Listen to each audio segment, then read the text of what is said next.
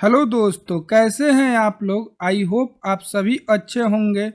मैं आप सभी का गोविंद गुरु जी के चैनल पर स्वागत करता हूं। आज मैं आप सभी के लिए 21 जनवरी 2022 का सीडीपी पेपर का एनालिसिस लेकर आया हूं। तो चलिए देखते हैं। और हाँ, जिन लोगों ने सीटेट दिसंबर 2022 का एग्जाम दिया था और उनका रिजल्ट हुआ था, उनका सर्टिफिकेट डिजी लॉकर में आ चुका है। इसका मतलब ये हुआ कि जुलाई में डेफिनेटली एग्जाम होगा ही होगा। तो आज से मैं सीटेट का प्रिपरेशन स्टार्ट कर रहा हूँ। आप सभी लोग जुड़ जाएं और ज़्यादा से ज़्यादा शेयर करें और चैनल को सब्सक्राइब भी करें। चलिए देखते हैं क्वेश्चन नंबर 1 में क्या दिया हुआ है। बाल विकास के सिद्धांत के संदर्भ में निम्न में से कौन सा कथन सही है। सही पूछ रहा है, ठीक है। विकास शरीर के केंद्र भाग से बाहर भाग की तरफ होता है। विकास आनुवंशिकता और पर्यावरण से प्रभावित नहीं होता है। ऐसे क्षेत्र में विकास का अन्य क्षेत्रों के विकास पर कोई प्रभाव नहीं पड़ता है। विकास पूर्णतः संख्यात्मक और सटीक रूप से मापा जा सकता है। तो देखिए, इस क्वेश्चन का राइट आंसर क्या हो जाएगा। इस क्वेश्चन का right answer option number A हो जाएगा। इस क्वेश्चन का राइट आंसर क्या हो जाएगा।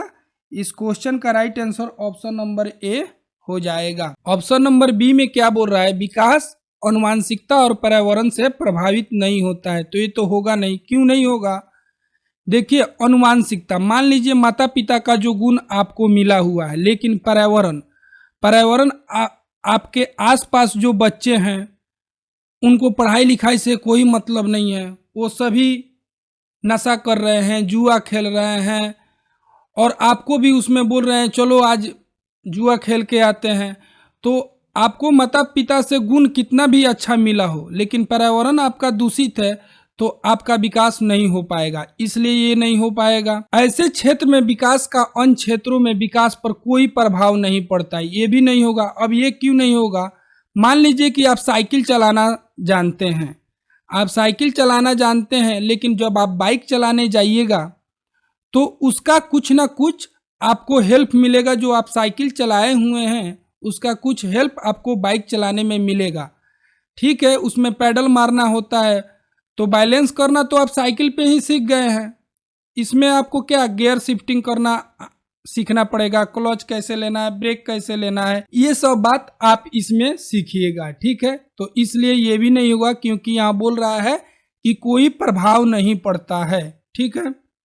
विकास पूर्णतः संख्यात्मक और इसे सटीक रूप से मापा जा सकता है, तो ये भी नहीं होगा। तो इस क्वेश्चन का राइट आंसर क्या हो जाएगा। इस क्वेश्चन का right answer option number A हो जाएगा। इस क्वेश्चन का right answer option number A हो जाएगा। विकास शरीर के केंद्र भाग से बाहर की तरफ होता है, ठीक है। नेक्स्ट क्वेश्चन पे चलते हैं। क्वेश्चन नंबर 2 में क्या दिया है, बच्चे में भाषा विकास किससे प्रभावित होता है। केवल आनुवंशिकता से। देखिए केवल दिया है तो एक तो ऑलरेडी निगेटिव वर्ड है, तो ये तो होगा नहीं। केवल पर्यावरण से, यहाँ भी केवल दे दिया, ये भी नहीं होगा, ठीक है। आनुवंशिकता एवं पर्यावरण दोनों से, न आनुवंशिकता से न पर्यावरण से। तो इस क्वेश्चन का राइट आंसर क्या हो जाएगा। इस क्वेश्चन का right answer option number C हो जाएगा, आनुवंशिकता एवं पर्यावरण दोनों से, ठीक है। इस क्वेश्चन का right answer option number C हो जाएगा, ठीक है। नेक्स्ट क्वेश्चन पे चलते हैं। क्वेश्चन नंबर 3 में क्या दिया है, एक प्रगतिशील कक्षा केवल मुख्य श्रवणों को प्राथमिकता देता है। देखिए ये गलत हो गया।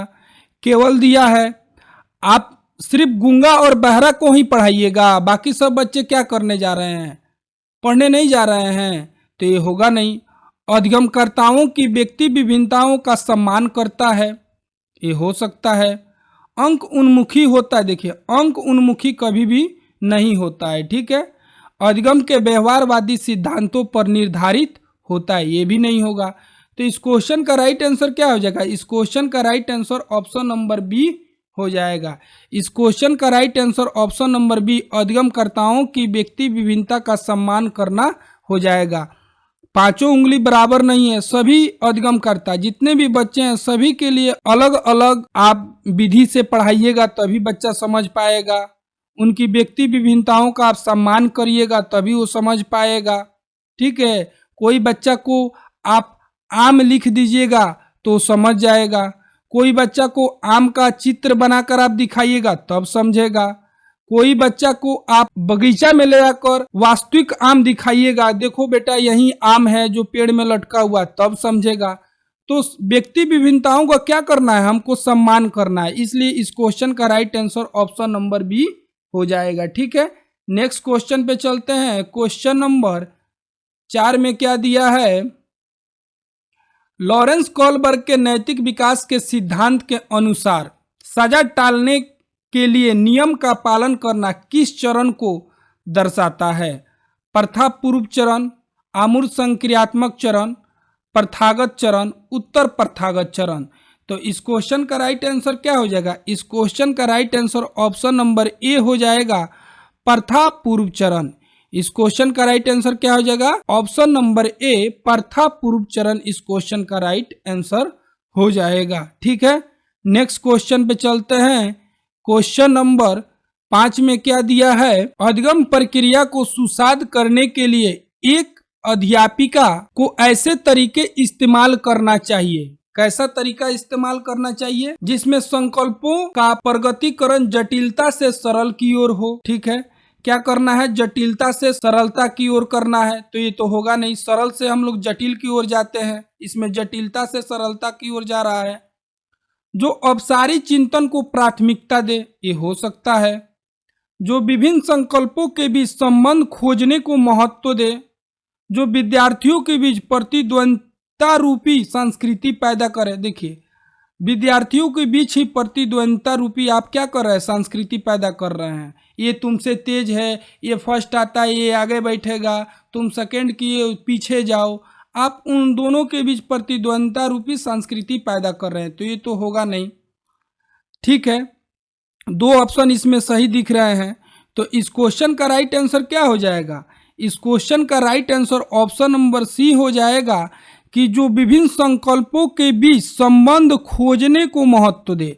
बच्चा खोज कर सीख रहा है, उससे ज़्यादा वो सीखेगा। ठीक है, इसलिए इस क्वेश्चन का right answer option number C हो जाएगा। ठीक है, नेक्स्ट क्वेश्चन पे चलते हैं। क्वेश्चन नंबर 6 में क्या दिया है, ले वाइगोस्की के सिद्धांत मुख्यतः करता है आनुवांशिकता के विकास पर प्रभाव को, संज्ञानात्मक विकास में सांस्कृतिक उपकरणों के योगदान को, समाजीकरण के जीव पारिस्थितिकीय मंडल को, अभिप्रेरण पर आरोपण प्रतिरूपों के प्रभाव को। तो इस क्वेश्चन का राइट आंसर क्या हो जाएगा? इस क्वेश्चन का right answer option number B हो जाएगा, संज्ञानात्मक विकास में सांस्कृतिक उपकरणों के योगदान को। ले वाइगोस्की का सिद्धांत क्या कहता है? संज्ञानात्मक विकास में सांस्कृतिक उपकरणों के योगदान को।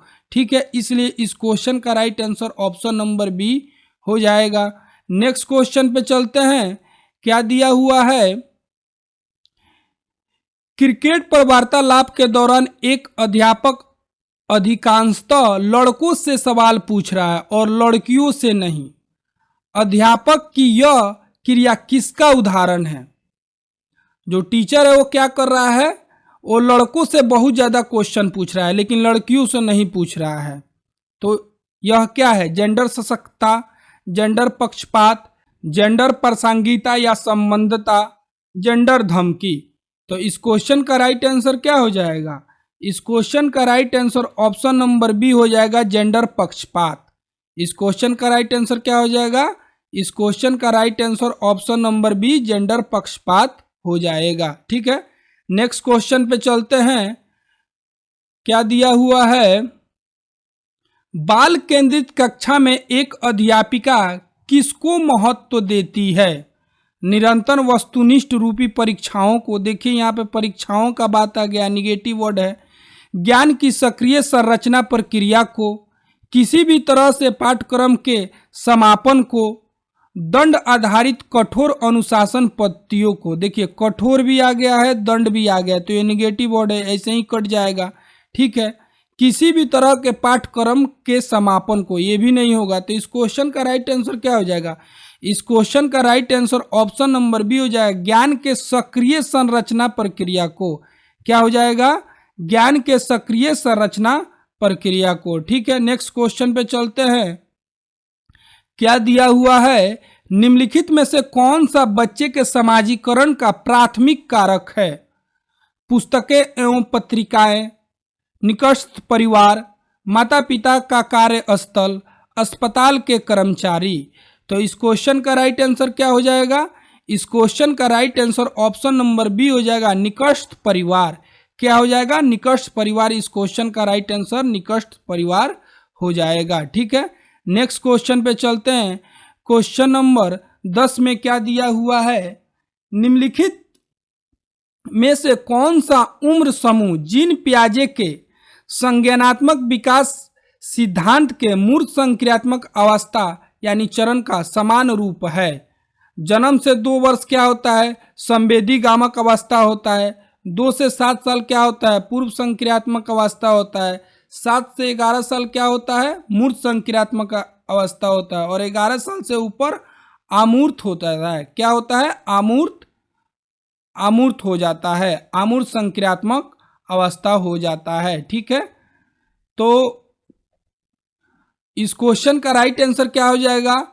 ऑप्शन नंबर सी, 7 से 11 साल, जो मूर्त संक्रियात्मक अवस्था को दर्शाता है। 7 से 11 साल क्या होता है? मूर्त संक्रियात्मक अवस्था होता है। इसमें बच्चे तार्किक करना आरंभ कर देते हैं और इसमें तार्किक और आमूर्त दोनों चीज करना आरंभ कर देते हैं। तो इस क्वेश्चन का right answer option number C हो जाएगा। ठीक है, नेक्स्ट क्वेश्चन पे चलते हैं।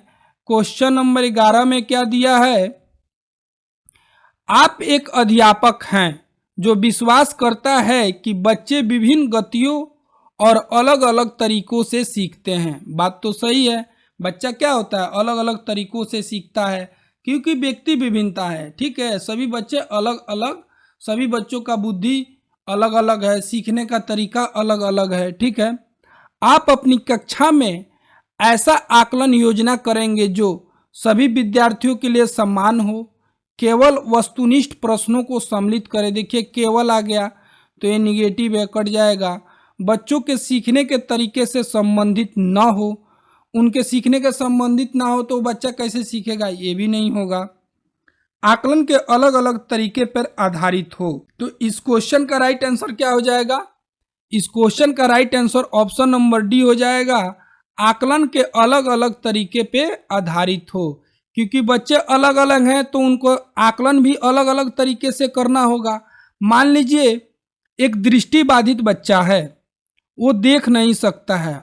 अब उसका आकलन आप कोई दृश्यात्मक चित्र दे दिए, बोले कि इसको देख कर बताओ क्या है, तो उसका आकलन उस तरह से हो सकता है। दृष्टिबाधित बच्चा है तो आप उससे मौखिक एग्जाम लीजिए, मौखिक आकलन कीजिए, तब ना उस बच्चे का हम लोग चेक कर सकते हैं कि बच्चा कितना सीखा है या नहीं सीखा है। ठीक है, बहरा बच्चा है तो आप उसको कोई रिकॉर्डिंग उपलब्ध करा रहे हैं कि बच्चा रिकॉर्डिंग सुनकर आकलन करे कि किसका नाम बताया जा रहा है, तो बच्चा क्या बताएगा जब वो खुद बहरा है? उसको आप दृश्यात्मक दीजिए, मौखिक एग्जाम लीजिए, कोई चित्र देखकर पूछिए कि किस चीज़ का चित्र है। तो जिस तरह का बच्चा है उस तरह आकलन का तरीका आपको अपनाना पड़ेगा। तो आकलन का अलग अलग तरीका क्या होना पड़ेगा? तरीके पर आधारित हो। सभी बच्चे के लिए क्या करना पड़ेगा?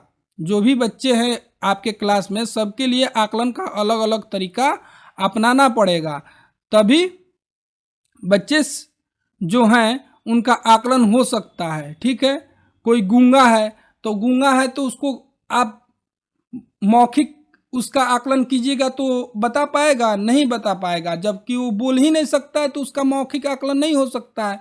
आप उसका दृश्यात्मक आकलन कर सकते हैं, रिकॉर्डिंग आकलन कर सकते हैं, किसी चीज लिखित आकलन कर सकते हैं। गूंगा है तो लिख कर बता सकता है। ठीक है, तो इसलिए इस क्वेश्चन का right answer option number D हो जाएगा। नेक्स्ट क्वेश्चन पे चलते हैं। क्वेश्चन नंबर 12 में क्या दिया है? लेव वाइगोस्की के सिद्धांत के अनुसार निम्न में से कौन सी अध्यापन अधिगम प्रक्रिया को पाढ़ प्रदान करने की प्रभावशाली तकनीक है। क्या? पाढ़। पाढ़ को हम लोग क्या बोलते हैं? एस्केप फोल्डिंग भी बोलते हैं या सहारा देना भी बोलते हैं। ठीक है। ऑप्शन ए में देखते हैं, समस्या के समाधान हेतु स्थिर पद दर पद निर्देश देना। ठीक है, निर्देश दे रहा है तो ये तो पाढ़ प्रदान नहीं हुआ। गलत जवाब पर बच्चों को दंडित करना, मारना तो है ही नहीं, ये भी निगेटिव वर्ड है तो ये भी कट जाएगा, ये भी नहीं होगा। समस्याओं को सुलझाने के दौरान अगर बच्चे किसी बिंदु पर अटक जाएं तो उसी समय संकेत और इशारा देना। हाँ, सहारा देना या इशारा देना या पाढ़ प्रदान करना, ये सब इसी का एस्केप फोल्डिंग, ये सब एक ही है। ठीक है, तो कोई भी बच्चा कोई समस्या के दौरान क्या हो रहा है, अटक रहा है, नहीं बना पा रहा है, नहीं कर पा रहा है, तो आप थोड़ा उसका सहारा दे दिए, थोड़ा समझा दिए, थोड़ा इशारा दे दिए, थोड़ा संकेत दे दिए और उससे बच्चा वो चीज़ कर ले रहा है, उसी को हम लोग बोलते हैं पाढ़ प्रदान करना। ठीक है, तो इसलिए इस क्वेश्चन का right answer option number C हो जाएगा। ठीक है, नेक्स्ट क्वेश्चन पे चलते हैं। निम्नलिखित कथनों में से बुद्धिमत्ता के बारे में कौन सा कथन सही है? क्या पूछ रहा है? सही पूछ रहा है। बुद्धिमत्ता को केवल बुद्धि लब्धि परीक्षाओं द्वारा मापा जा सकता है, ये तो होगा नहीं क्योंकि केवल आ गया है, केवल बुद्धि लब्धि परीक्षाओं द्वारा ही मापा जा सकता है, ये तो होगा नहीं। ठीक है, बुद्धिमत्ता संबंधी व्यक्तिगत विभिन्नताओं में आनुवंशिकता की कोई भूमिका नहीं होती है, ये भी नहीं होगा। एक क्षेत्र में उच्च बुद्धिमत्ता अन्य क्षेत्रों में भी उच्च बुद्धिमत्ता सुनिश्चित करता है, ऐसा बात नहीं है। मान लीजिए कि आप साइकिल चलाना जानते हैं तो क्या आप ट्रक भी चला लीजिएगा? वो तो होगा नहीं। आपको साइकिल चलाने का बुद्धि मालूम है या बाइक चलाने का बुद्धि मालूम है तो क्या आप ट्रक नहीं ना चला लीजिएगा? तो ये बोल रहा है कि एक क्षेत्र में उच्च बुद्धिमत्ता अन्य क्षेत्रों में भी उच्च बुद्धिमत्ता सुनिश्चित करता है, ये नहीं होगा। बुद्धिमत्ता विद्यालय में बेहतर प्रदर्शन करने की योग्यताओं से अधिक है। हाँ, तो इस क्वेश्चन का right answer option number D हो जाएगा। इस क्वेश्चन का राइट आंसर क्या हो जाएगा? इस क्वेश्चन का right answer option number D हो जाएगा कि बुद्धिमत्ता विद्यालय में बेहतर प्रदर्शन करने की योग्यताओं से अधिक है। ठीक है, आगे बढ़ते हैं। एक घोड़े को देखकर एक 3 वर्षीय बालिका चकित होकर बोली, वाह इतना बड़ा कुत्ता। जीन पियाजे के संज्ञानात्मक विकास के सिद्धांत के अनुसार बालिका की यह प्रतिक्रिया निम्न में से किसका उदाहरण है? निम्न में से किसका उदाहरण है? आत्मसत्करण एवं समावेशन, प्रतीकात्मकता, पदार्थ अस्तित्व, स्थगित अनुकरण। तो इस क्वेश्चन का राइट आंसर क्या हो जाएगा? इस क्वेश्चन का right answer option number A हो जाएगा, आत्मीसत्करण और समावेशन। इसी क्वेश्चन पर एक और क्वेश्चन आता है कि एक बालिका या बालक जब एक पतंग को देखा तो बोला इतना बड़ा पक्षी, तो उसके फादर ने बताया बेटा यह पक्षी नहीं, यह एक पतंग है। तो क्या होता है? आत्मीसत्करण या समावेशन होता है। ठीक है, इसलिए इस क्वेश्चन का right answer option number A हो जाएगा। नेक्स्ट क्वेश्चन पे चलते हैं। क्या दिया है? भाषा एवं विचार पर लेव वाइगोस्की क्या सुझाते हैं? भाषा संज्ञानात्मक विकास को निर्देशित करती है, संज्ञानात्मक विकास भाषा को निर्देशित करती है, भाषा और संज्ञान में कोई संबंध नहीं है, ये तो होगा नहीं। संज्ञान क्या है? भाषा से स्वतंत्र है, ये भी नहीं होगा। तो इस क्वेश्चन का राइट आंसर क्या हो जाएगा? इस क्वेश्चन का right answer option number A हो जाएगा। जो भाषा है वो संज्ञानात्मक विकास को निर्देशित करती है। क्या हो जाएगा? ऑप्शन नंबर ए हो जाएगा, भाषा संज्ञानात्मक विकास को निर्देशित करती है। ठीक है, नेक्स्ट क्वेश्चन पे चलते हैं। क्या दिया हुआ है? बच्चे में सृजनात्मकता को किस प्रकार सुसाध्य किया जा सकता है? ठीक है, अन्वेषण को प्रोत्साहित करके, अध्यापक केंद्रित शिक्षा शास्त्र द्वारा, लगातार अभ्यास और दोहरा कर। तो ये तो होगा नहीं, अध्यापक केंद्रित तो कभी नहीं होता है क्योंकि बाल केंद्रित शिक्षा शास्त्र अपनाना पड़ता है। केवल अनुकरण द्वारा, केवल दे दिया है और अनुकरण द्वारा नकल करके, तो ये भी नहीं होगा। अन्वेषण को प्रोत्साहित करके, अन्वेषण मतलब क्या होता है, खोजबीन होता है। क्या होता है, खोजबीन होता है। खोजबीन करके ही बच्चा सीख सकता है, बच्चा करके सीखेगा, खोज कर सीखेगा। इसीलिए नजीन पियाजे बच्चों को नन्हा वैज्ञानिक बोले थे। तो इसलिए इस क्वेश्चन का right answer option number A हो जाएगा। ठीक है, आगे बढ़ते हैं। नेक्स्ट क्वेश्चन में क्या दिया है, गुणज बैकॉल सीधे तौर पर निम्न में से किससे संबंधित है। देखिए, गुणज बैकॉल मतलब क्या होता है, डिस्कैलकुलिया। क्या होता है, डिस्कैलकुलिया। यह किससे संबंधित है, गणित से संबंधित है। बच्चों को गणित पढ़ने लिखने में कठिनाई आता है तो उसको गुणज बैकॉल या डिस्कैलकुलिया कहते हैं। जब भी इस तरह का दिया हो तो आप एक बार इसे सीटेट में क्या करें, लैंग्वेज चेंज करें और इंग्लिश में पढ़ ले इसको। तो यहाँ पे डायरेक्ट आपको दिखेगा डिस्कैलकुलिया लिखा है। ठीक है, ऑप्शन देखते हैं। गति विषयक अशक्ता से, ये होगा नहीं। दूसरों के प्रेरक इरादों को समझने में प्रभाविता से, ये भी नहीं होगा। संगीतिक योग्यताओं से, ये भी नहीं होगा। गणितीय संकल्पों के अधिगम में कठिनता से, तो इसलिए इस क्वेश्चन का right answer option number D हो जाएगा कि गणितीय संकल्पों के अधिगम में कठिनता से। ठीक है, इस क्वेश्चन का राइट आंसर क्या हो जाएगा, ऑप्शन नंबर डी हो जाएगा, गणितीय संकल्पों के कठिनता से, अधिगम में कठिनता से। ठीक है, नेक्स्ट क्वेश्चन पे चलते हैं। क्या दिया है, शिक्षा का अधिकार अधिनियम 2009 के अंतर्गत निजी विद्यालयों में आर्थिक रूप से कमजोर वर्ग के विद्यार्थियों के दाखिल हेतु सीटों के आरक्षण का प्रावधान है। इन छात्रों के सफल समावेशन हेतु एक अध्यापक को किस तरह शिक्षा शास्त्र का इस्तेमाल करना चाहिए। देखिए, जो निजी विद्यालय होता है, प्राइवेट विद्यालय होता है, सरकार ने 2009 में शिक्षा का अधिकार अधिनियम में एक रूल पारित किया कि आपको हर क्लास में आर्थिक रूप से कमजोर बच्चों को पढ़ाना है बिना फीस लिए। 5, 10, 20 ऐसे बच्चों को पढ़ाना है बिना फीस लिए, हम उसका फीस देंगे।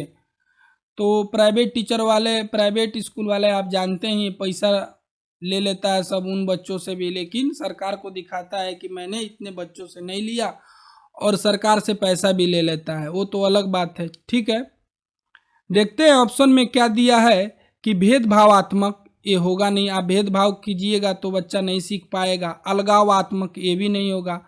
साम्यता पर आधारित, समानता पे आधारित। ठीक है, तो इस क्वेश्चन का राइट आंसर क्या हो जाएगा, इस क्वेश्चन का right answer option number C हो जाएगा, साम्यता पर आधारित। ठीक है, इस क्वेश्चन का right answer option number C हो जाएगा, साम्यता पर आधारित। ठीक है, नेक्स्ट क्वेश्चन पे चलते हैं। क्वेश्चन नंबर 19 में क्या दिया है, एक समावेशी कक्षा में सूचना को किस तरह से प्रस्तुत करना चाहिए।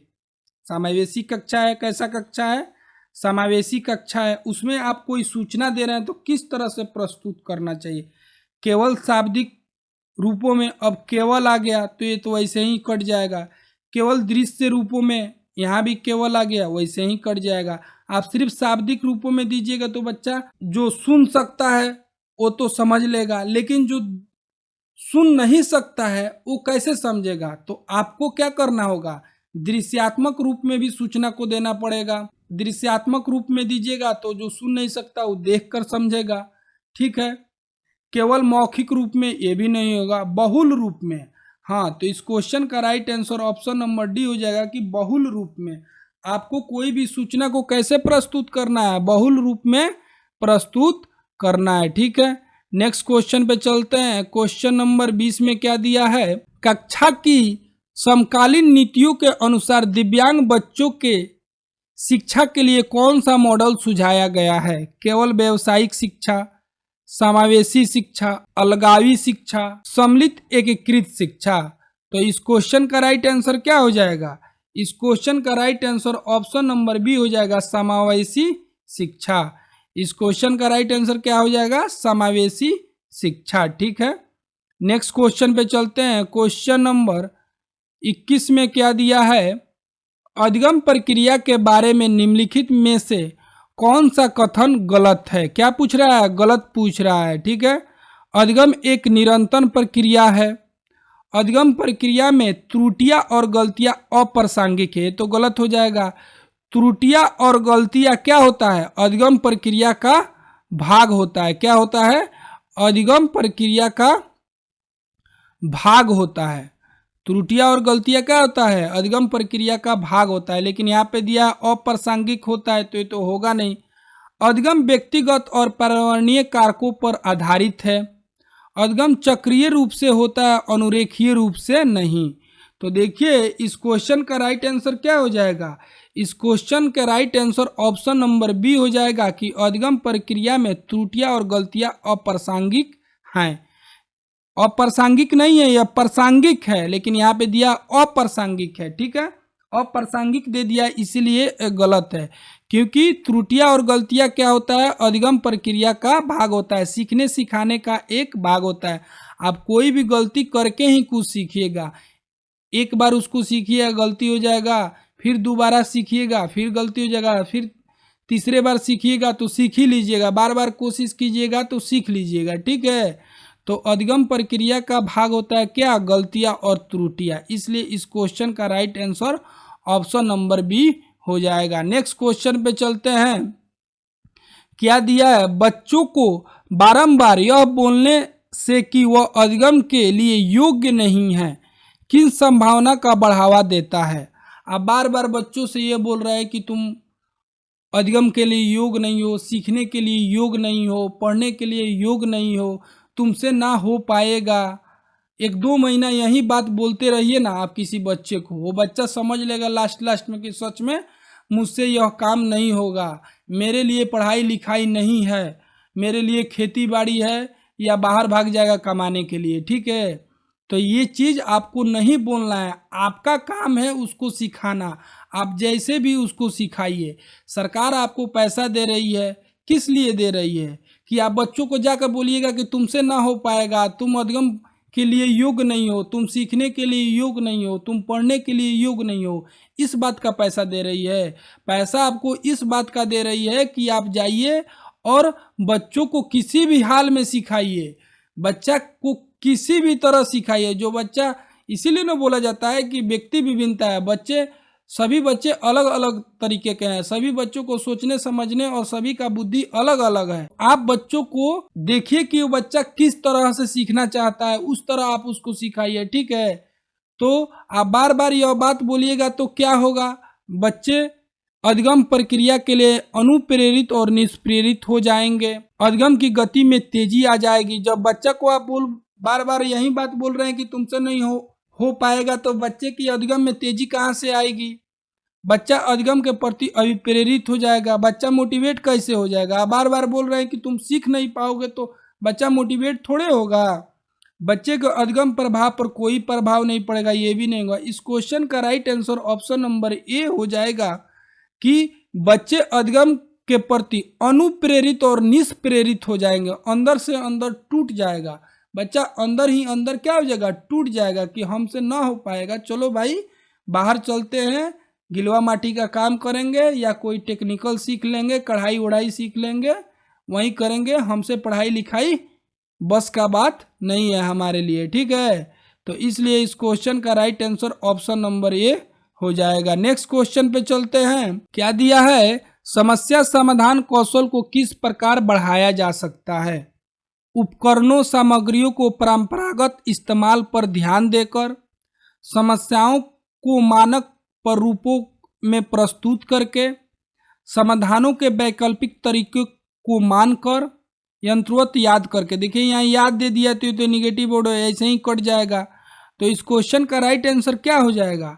इस क्वेश्चन का right answer option number C हो जाएगा, समाधानों के वैकल्पिक तरीके को मानकर। आप कोई भी समस्या आ रहा है उसका समाधान वैकल्पिक तरीके से सोच रहे हैं कि ऐसे भी हो सकता है, वैसे भी हो सकता है, वहां से भी हो सकता है। ठीक है, तभी समस्या समाधान को कौशल को क्या किया जा सकता है? बढ़ाया जा सकता है। आप एक ही तरह से सोच रहे हैं कि फलानवा ऐसा कैलन तो हम यही करें तो हो जाए, तो कहीं उसका उस तरह से करने से हो गया होगा, लेकिन आपका उस तरह करने से नहीं होगा। आप उसको उस समस्या का 10 गो हल ढूंढिए कि ऐसे करेंगे फिर भी हो जाएगा, ऐसे करेंगे फिर भी हो जाएगा। उसके वैकल्पिक तरीके को मानकर आप उसका हल ढूंढिए, तभी हो पाएगा। ठीक है, समस्या समाधान कौशल को क्या किया जा सकता है, बढ़ाया जा सकता है। ठीक है, तो इसलिए इस क्वेश्चन का right answer option number C हो जाएगा। नेक्स्ट क्वेश्चन पे चलते हैं। क्वेश्चन नंबर 24 में क्या दिया है, प्राथमिक कक्षाओं में संकल्प और अध्यापन हेतु विषय वस्तु को प्रस्तुत करने का कौन सा क्रम सर्वाधिक उपयुक्त है। पहले संकेत, चित्र, मूर्त सामग्री, चित्र, संकेत, मूर्त सामग्री, संकेत, मूर्त सामग्री, चित्र, मूर्त सामग्री, चित्र और संकेत। तो इस क्वेश्चन का राइट आंसर क्या हो जाएगा, इस क्वेश्चन का राइट आंसर हो जाएगा ऑप्शन नंबर डी, मूर्त सामग्री, चित्र और संकेत। क्या हो जाएगा इस क्वेश्चन का राइट आंसर, इस क्वेश्चन का right answer option number D हो जाएगा कि पहले आप मूर्त सामग्री दिखाइए बच्चों को, उसके बाद उसका चित्र दिखाइए, उसके बाद संकेत बताइए। ठीक है, इसलिए इस क्वेश्चन का right answer option number D हो जाएगा। ठीक है, नेक्स्ट क्वेश्चन पे चलते हैं।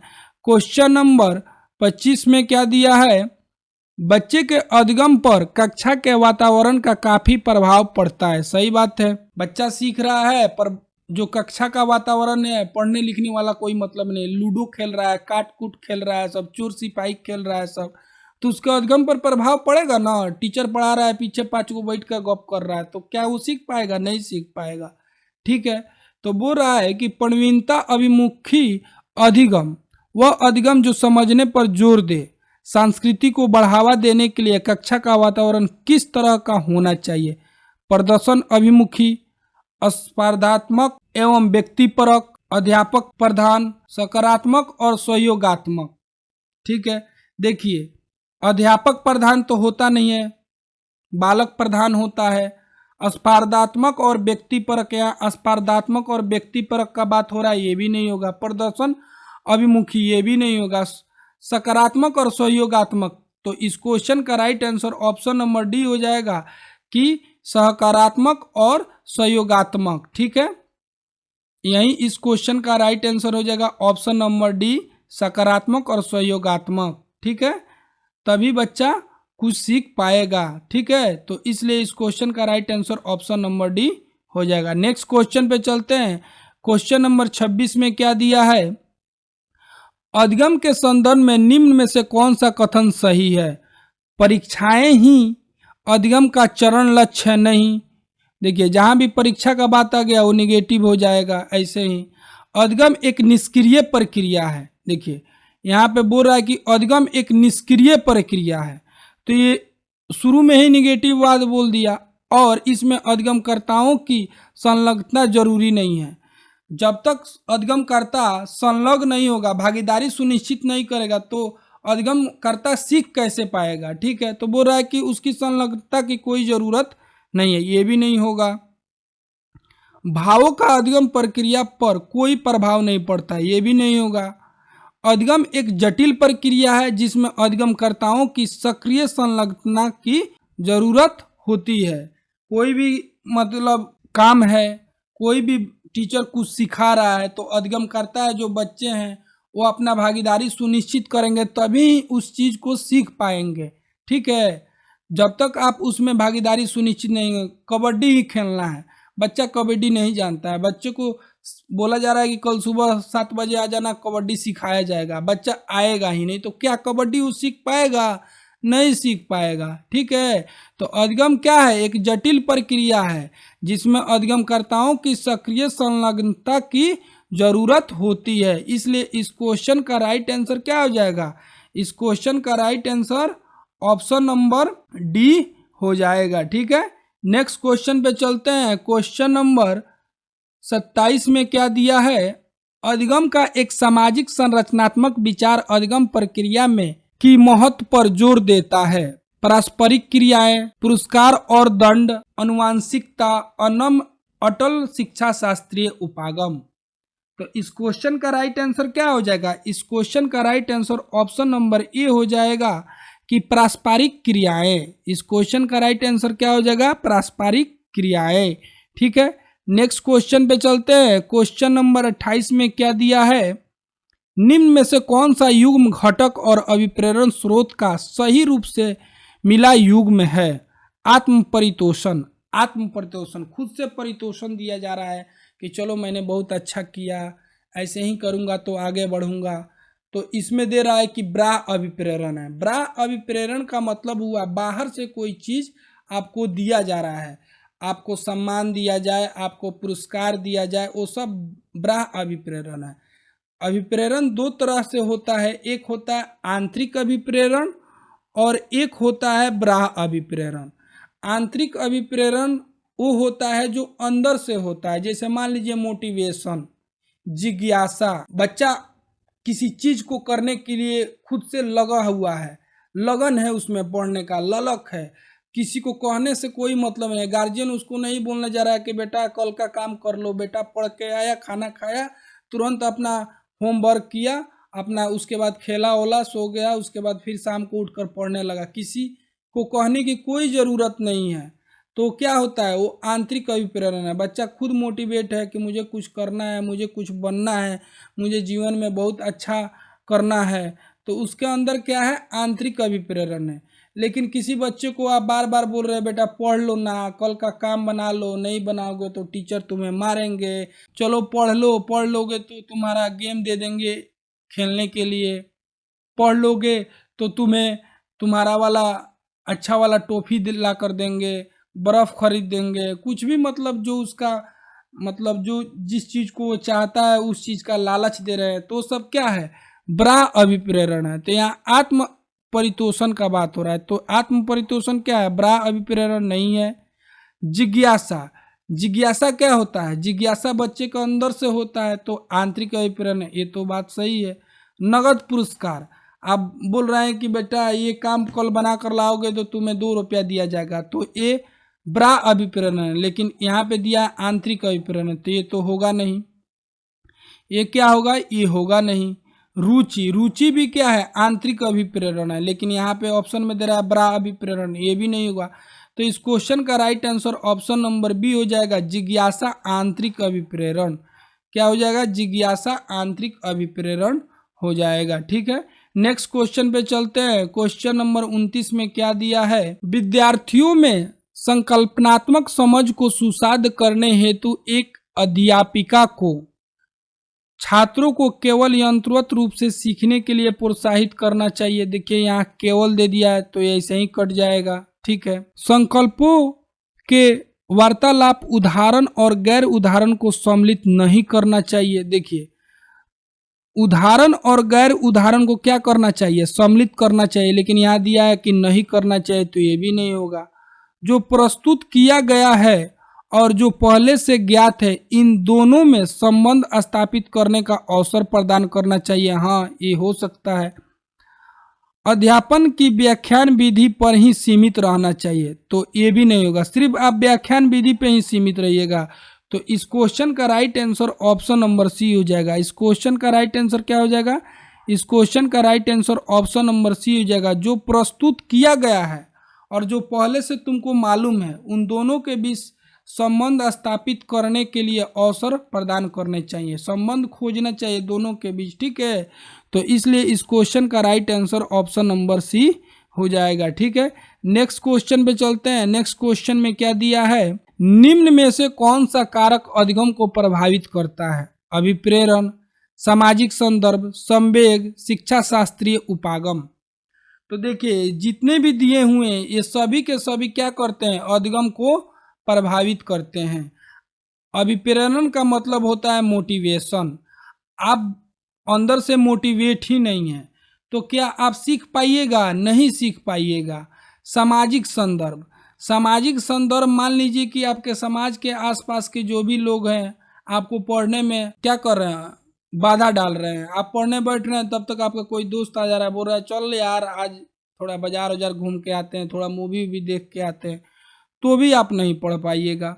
संवेग आपका सही नहीं रहेगा तो भी नहीं पढ़ पाइएगा। शिक्षा शास्त्रीय उपागम ठीक नहीं हो तब भी आपका अधिगम नहीं हो पाएगा। तो ये सभी के सभी अधिगम को प्रभावित करने वाला कारक है। आपको ये सभी के सभी सही रहना चाहिए। आपको मोटिवेट भी रहना पड़ेगा, सामाजिक संदर्भ भी आपका अच्छा होना चाहिए, संवेग भी आपका अच्छा होना चाहिए, शिक्षा शास्त्रीय उपागम भी आपका सही होना चाहिए, तभी आप किसी भी अधिगम या किसी भी काम को सीख पाइएगा। तो यहाँ पे पूछ रहा है कि कौन सा कारक अधिगम को प्रभावित करता है, तो इसका आंसर हो जाएगा ऑप्शन नंबर डी। ये जितने भी दिए हुए हैं सभी के सभी अधिगम को प्रभावित करेंगे। ठीक है, तो आज का क्लास हमारा यहीं पे समाप्त होता है। ठीक है, ये सभी आपका दिए हुए हैं, इसका आंसर दिया हुआ है। मैं इसका PDF अपने टेलीग्राम ग्रुप और व्हाट्सएप ग्रुप में डाल दूंगा। जिन लोगों ने अभी तक मेरा टेलीग्राम ग्रुप और व्हाट्सएप ग्रुप ज्वाइन नहीं किया है, मैं उसका लिंक वीडियो के डिस्क्रिप्शन में दे दूंगा। आप लोग जल्द से जल्द जाकर ज्वाइन कर लीजिए। आज से हमारा सीटेट का क्लास स्टार्ट हो गया है और आप देख ही रहे हैं कि बिहार में अब सीटेट के थ्रू टीचर नहीं बन सकते हैं। उसके लिए एक अलग से BPSC एग्ज़ाम कंडक्ट कराएगी और उसके बाद आपका टीचर में ज्वाइनिंग होगा। तो उसका भी क्लास जैसे ही सिलेबस आ जाता है बहुत जल्द मैं स्टार्ट कर दूंगा। दोनों क्लास साथ में चलेंगे। आप लोग तैयारी में लग जाइए। जो बच्चे सीटेट पास कर लिए हैं और वो बिहार के हैं तो वो अब उनको एक BPSC या बिहार SSC के थ्रू एक और एग्ज़ाम होगा, जिसको मान लीजिए जैसे यूपी में सुपर टेट होता है वैसा ही बिहार में भी एक सुपर टेट की तरह ही होगा और उसे सीधे आपको अब उसमें कोई भी आपका मेरिट नहीं बनने वाला। आप एग्ज़ाम पास कीजिए और ज्वाइनिंग कीजिए। ठीक है, तो चलिए फिर मिलते हैं अगले वीडियो में। तब तक के लिए धन्यवाद।